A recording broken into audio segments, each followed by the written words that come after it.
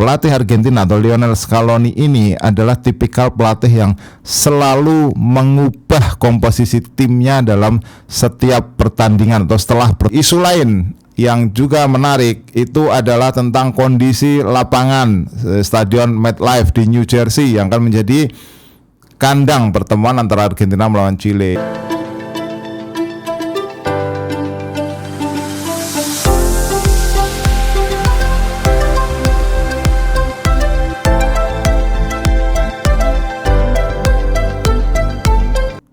Salam pemirsa, ketemu lagi bersama saya Titis Widiatmoko di Titis Corner. Kita kembali membahas preview pertandingan Copa America 2024 Grup A ya, antara Argentina melawan Chile. Argentina kita tahu sudah memenangkan pertandingan pertama melawan Kanada, sementara Chile bermain imbang 0-0 dengan Peru. Argentina kalau bisa mengalahkan Chile berarti mereka akan lolos ke perempat final. Ada beberapa isu menarik ya tentang persiapan atau menjelang laga Argentina melawan Chile. Isu yang paling penting pertama adalah soal komposisi pemain. Yang menarik adalah pelatih Argentina atau Lionel Scaloni ini adalah tipikal pelatih yang selalu mengubah komposisi timnya dalam setiap pertandingan atau setelah pertandingan pembuka. Jadi itu mulai bermula pada Copa America tahun 2019 ya, ketika itu mereka kalah dari Kolombia di pertandingan pertama dan Scaloni mengubah komposisi pemainnya sebanyak 4 perubahan pada pertandingan kedua melawan Paraguay. Begitu juga pada Copa America 2021, Scaloni waktu itu bermain imbang 1-1 melawan Chile di laga pembuka dan kemudian dia mengubah komposisi 4 pemain pada pertandingan berikutnya melawan Uruguay. Sedangkan hal yang sama itu juga terjadi pada Piala Dunia 2022 ketika mereka atau Argentina ini kalah dari Arab Saudi 1-2 di pertandingan pertama.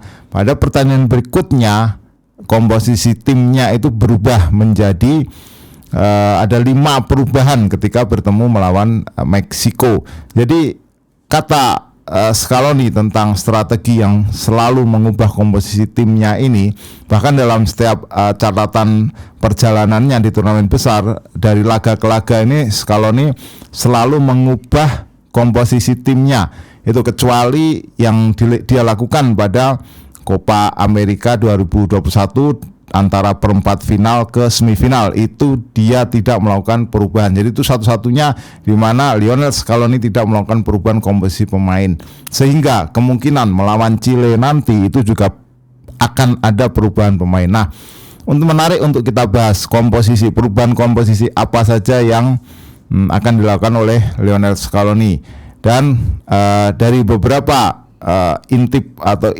endusan dari media-media di Argentina, memang akan kemungkinan antara 2-4 perubahan yang akan dilakukan oleh Lionel Scaloni. Yang pertama tentu di posisi penjaga gawang masih aman posisi dari Emiliano Martinez atau Dibu Martinez, ini mungkin masih akan aman ya. Belum ada kesempatan untuk Franco Armani misalnya untuk mengganti posisi dari Martinez. Tetapi di posisi center back ini kemungkinan akan ada perubahan. Satu posisi yang pasti itu adalah Cristian Romero, karena dia memang punya keunggulan dari sisi height ya, postur ya terutama. Kita lihat dalam pertandingan pembuka lawan Kanada ini Argentina seringkali dibombardir dengan umpan-umpan sayap. Nah, Romero di sini sangat penting artinya bagi pertahanan Argentina. Nah, perubahannya bisa jadi di posisi partner dari Romero. Nah, kalau kita melihat di pertandingan pertama dari Lisandro Martinez. Nah, Lisandro Martinez bisa jadi akan bertukar dengan Nicolas Otamendi. Lisandro Martinez ini posturnya 177 tapi strength bagus, positioning bagus, kemudian build up bolanya juga bagus. Nah, Nicolas Otamendi ini pemain kawakan yang memang seringkali berpartner dengan Cristian Romero.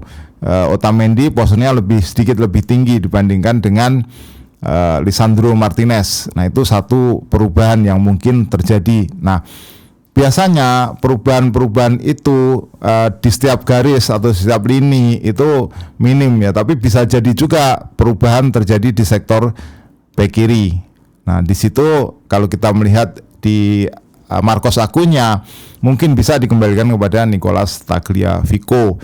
Nah, sementara Molina akan tetap ya, Nahuel Molina mungkin akan berganti di paruh pertandingan ya dengan Montiel ya di posisi sektor kanan. Tapi di sektor kiri ini kemungkinan Tagliafico bisa mendapatkan peluang main untuk menggantikan Marcos Acuña. Nah, di tengah ada Leo Paredes, kemudian ada Rodrigo De Paul dan Alexis Mac Allister.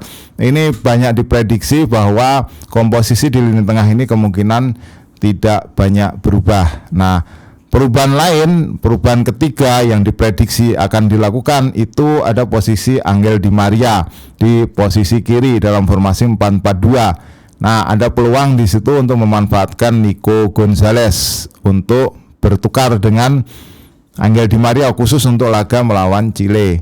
Nah, sedangkan Messi itu akan tetap berada dalam posisinya. Ya, tidak akan diganggu ya. Ini Messi ini pada usia 37 menjelang 36 menjelang 37 itu masih menjadi tumpuan Argentina, masih kata orang masih menggendong satu negara Messi ini pada usianya yang sangat senior. Sehingga kemungkinan dia akan tetap menduduki posisi inti. Nah, yang bertukar juga itu diprediksi adalah antara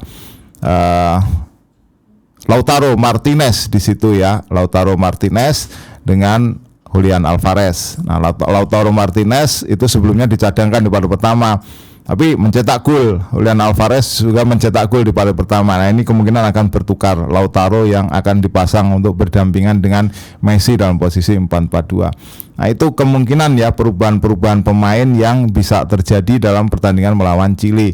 Nah, Chile sendiri sejauh ini secara rekor catatan pertemuan antara kedua tim bukanlah tim yang menakutkan tentunya bagi Argentina. Nah, kalau kita bicara rekor pertemuan antara kedua tim, sejauh ini mereka sudah menjalani 91 pertandingan di mana Argentina mendapatkan kemenangan dengan 59 kali kemenangan, sementara Chile hanya mendapatkan kemenangan sebanyak 6 kali kemenangan.